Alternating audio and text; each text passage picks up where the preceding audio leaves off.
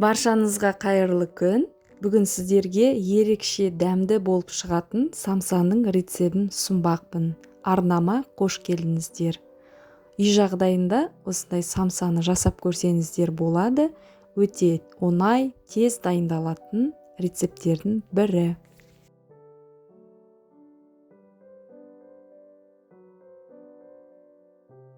Елеуіштен өткізілген ұнымызға сары майымызды салып, қолымызбен осылай крошка дейміз ғой, жасап аламыз. Ескіштеп әбден.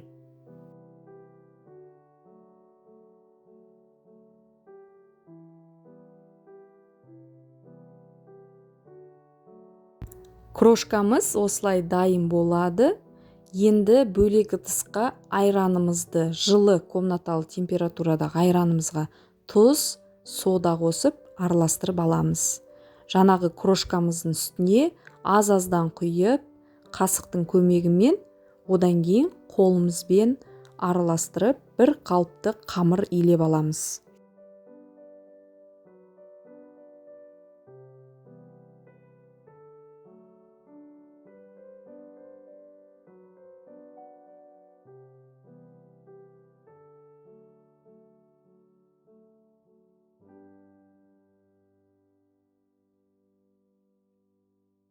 Қамырымызды илеп алғаннан кейін салафанымызға салып 20-30 минутқа тоңазытқышқа қойып қоямыз.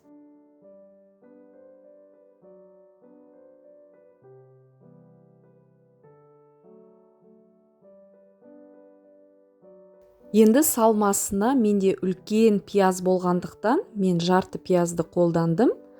Ұсақтау бөліктерге бөліп турап аламыз.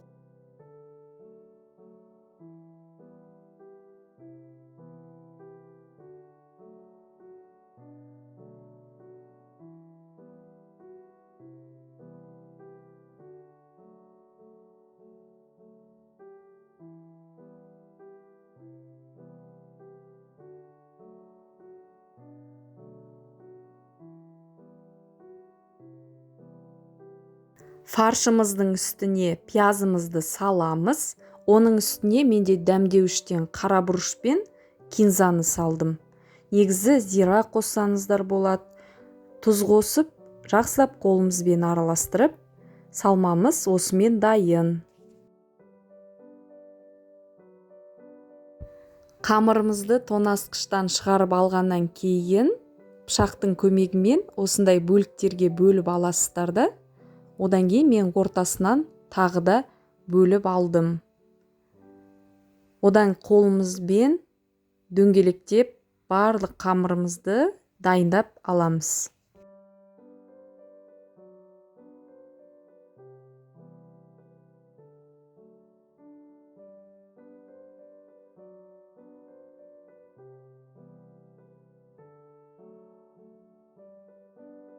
Видеода көрсетілгендей қолымызбен осылай дөңгелектеп шығамыз да, барлық қамырымызды қойып, үстіне орамалмен жауып қоямыз.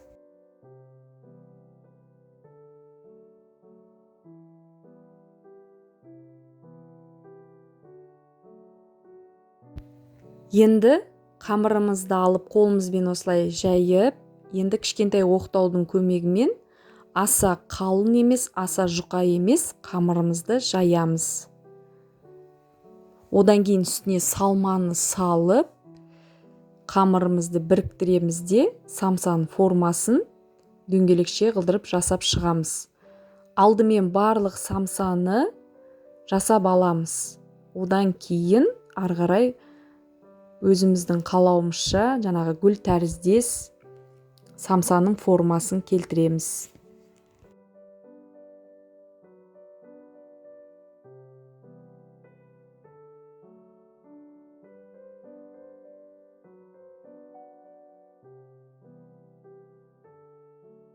Осылай қамырымызды жайып аламыз.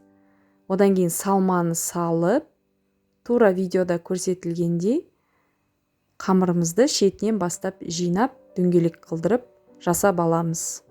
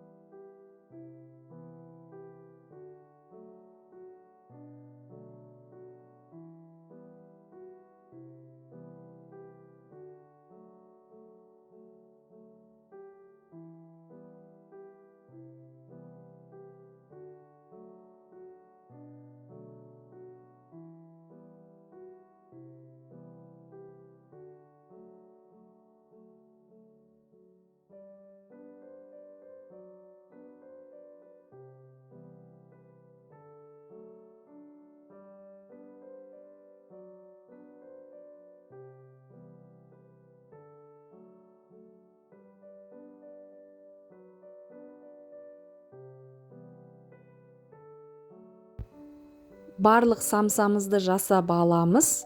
Одан кейін жұмыртқамызды жағып шығамыз. Жағып шыққаннан кейін қайшының көмегімен осылай кескін түрін жасаймыз.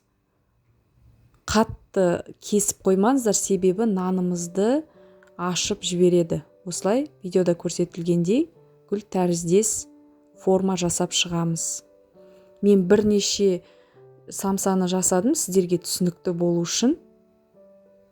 Осылай қайшының көмегімен жасап шығасыздар.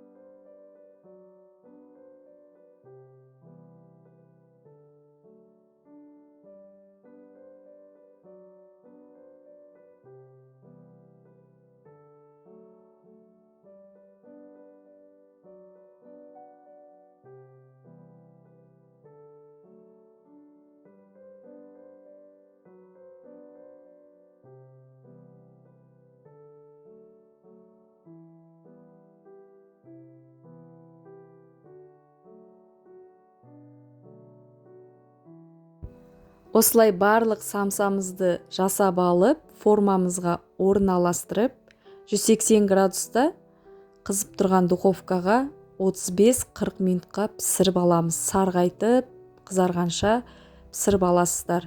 Негізі өздеріңіздің духовкаларыңызға ыңғайлай, егер әсел пеш болса, онда градусын азайтып пісіресіздер, себебі әсел пеш күйдіріп жіберуі мүмкін. Сондықтан да мен үлкен духовка болғандықтан 180 градуста 35-40 минуттай пісті. Барлық самсамызды жасап алғаннан кейін шай қасықтың көмегімен мен үстіне әрқайсысына мак сеуіп шықтым. Сонда менде гүл тәріздес самса болып шықты. Егер видео ұнап жатса, астына пікірлеріңізді қалдырыңыздар, лайк басып, арнаға тіркелуді ұмытпаңыздар. Барлықтарыңызға астарыңыз дәмді болсын.